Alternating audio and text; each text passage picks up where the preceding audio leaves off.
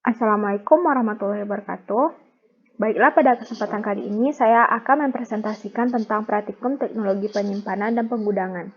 Sebelumnya, perkenalkan, nama saya Olvi Mesahara, BP 1911 13 20 16 dari kelas ATIP.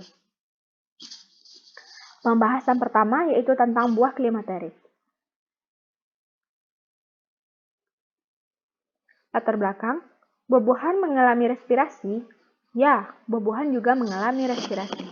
Respirasi buah-buahan tidak hanya terjadi di saat buah berada pada batangnya saja, namun setelah dipetik pun buah masih bisa berespirasi. Respirasi buah itu terjadi karena adanya gas etilen. Gas etilen adalah salah satu hormon utama pada tanaman yang berfungsi menstimulasi pematangan buah. Berdasarkan laju respirasi dan produksi etilen, buah dikelompokkan menjadi buah klimaterik dan buah non-klimaterik. Buah klimaterik adalah buah yang apabila jumlah karbon dioksida dihasilkan dalam fase buah terus-menerus menurun dan menjelang pelayuan, dan produksi oksigen kembali meningkat dan setelah itu menurun lagi. Atau yang biasa kita ketahui, gas etilen yang dihasilkan oleh buah meningkat pada fase pemasakan buah dan akan menurun menjelang fase pelayuan. Contohnya buah alpukat, pisang, apel, pepaya, durian, mangga, dan masih banyak buah lainnya. Laju pematangan buah itu tergantung kepada laju respirasi, karena ketika pembelahan dibutuhkan energi yang besar. Pada saat memasuki fase ripening atau pemasakan, buah klimaterik terus mengalami pemasakan meski sudah dipanen. Contohnya buah pisang, setelah dipanen, ripening akan tetap berlanjut meski tidak dipohonnya lagi. Tujuan pengamatan, dalam pengamatan ini bertujuan untuk mengetahui pengaruh etilen yang dihasilkan oleh pisang dan mentimun. Berikut merupakan hasil pengamatan yang telah dilakukan.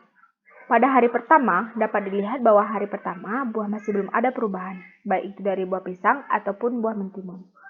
Pada hari kedua, perubahan pada buah sudah mulai tampak, yaitu pada buah pisang. Sudah ada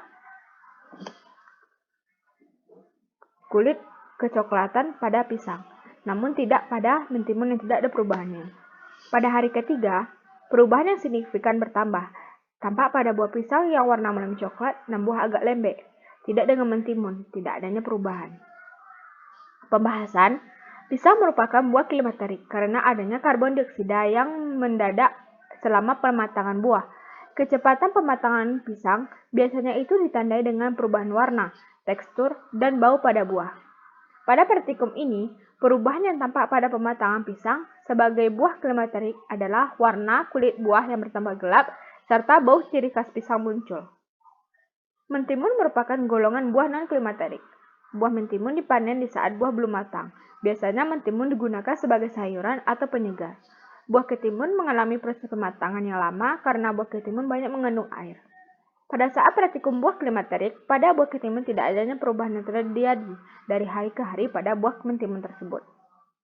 Kesimpulan, buah pisang termasuk buah klimaterik. Semakin lama buah pisang disimpan, maka buah pisang akan semakin manis. Itu diakibatkan pemecahan gula yang ada di dalam buah pisang dan disebabkan karena adanya gas etilen di dalam yang berespirasi. Selanjutnya, pengaruh air selama penyimpanan. Biji-bijian merupakan hasil komoditas yang banyak diproduksi di Indonesia. Biji-bijian memiliki jenis seperti beras, kacang hijau, jagung, dan masih banyak lagi. Jagung salah satu komoditas yang banyak ditanam. Dalam hal ini, petani jagung melakukan penjemuran terhadap biji jagung pada berkisaran 25-35% jika musim jagung dan hujan tinggi. Pada proses pengembalian, kadar air yang aman untuk disimpan yaitu berkisar 12-14%. Hal itu dilakukan dengan pengeringan jagung dengan bonggolnya, agar biji jagung tidak pecah. Kadar air 12-14% juga bertujuan agar biji jagung tidak terserang hama dan tidak ditumbuhi oleh cendawan. Mempertahankan bobot bahan sehingga mudah disimpan. Pada saat pemimpinan jagung telah dikeringkan, itu akan berlangsung dan biji jagung tidak rusak. Itu karena kadar air pada saat dipanen rendah kecil dari 18%. Setelah pengeringan, baik dilakukan hendaknya disimpan pada tempat yang kedap air Kedap udara agar tidak kembali basah, atau kisaran suhu 28 derajat Celcius, kelembapan udara nisbi 70%, dan kadar air 14% setelah penyimpanan 6 bulan. Sama hal dengan orang Minang yang menyimpan hasil panen biji-bijian mereka pada rumah kecil yang berlantai dengan papan atau disebut dengan lumbung. Itu ditaksirkan sesuai dengan penyimpanan yang baik pada hasil panen agar hasil panen bisa bertahan dengan lama. Selanjutnya, penyimpanan ikan di berbagai suhu. Latar belakang, ikan adalah salah satu sumber gizi tinggi yang dibutuhkan masyarakat. Ikan sendiri memiliki kandungan lemak yang baik bagi kesehatan. Indonesia sendiri merupakan penghasil ikan terbesar. Namun, jika ikan terlalu banyak, bagaimana cara menanganinya? Tentu saja, menyimpannya bukan. Menyimpan ikan tidak disimpan pada sembarang tempat, melainkan ada tempat khusus yang disediakan atau perlakuan khusus. Misalnya dengan membekukan ikan di bawah suhu kecil dari 10 derajat Celcius, kecil dari 0 derajat Celcius, dan suhu ruang. Ada juga yang mengatakan pada suhu ruang apakah bagus untuk menyimpan ikan? Tujuan pengamatan, mengamati perubahan pada ikan dalam menyimpan dengan suhu yang berbeda. Pembahasannya, pada hari pertama, ikan diletakkan pada suhu ruang. Ikan yang diletakkan pada suhu ruang pada jam ketiga masih terlihat biasa saja.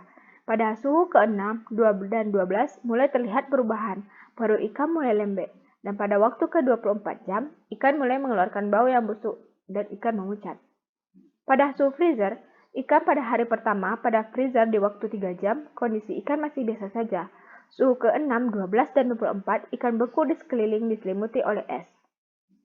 Suhu pendingin, pada pendingin ikan, diletakkan pada jam ketiga, ikan fisiknya kaku dan tubuhnya agak kemerahan.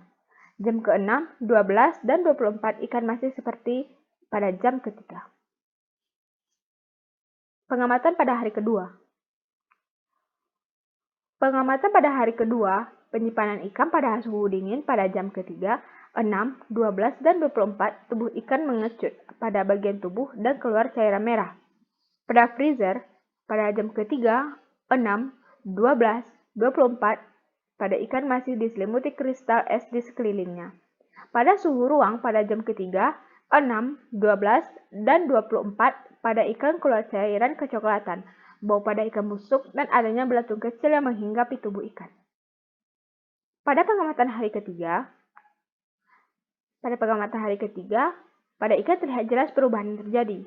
Pada suhu ruang, ikan pada suhu ruang tampak kali perubahannya, seperti kulit ikan hancur akibat dimakan belatung, bau pada ikan bertambah tidak sedap lagi.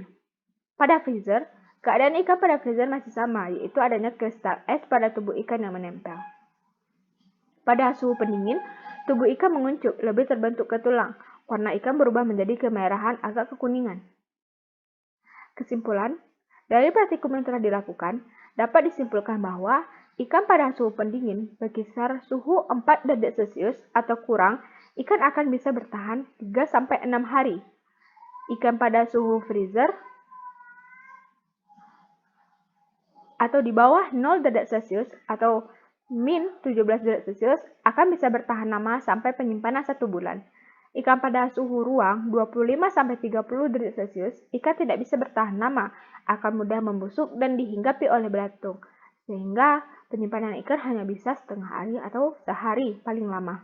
Jadi, ikan yang bagus untuk disimpan adalah pada suhu freezer, supaya kualitas dan mutu ikan akan tetap terjaga dan bisa digunakan.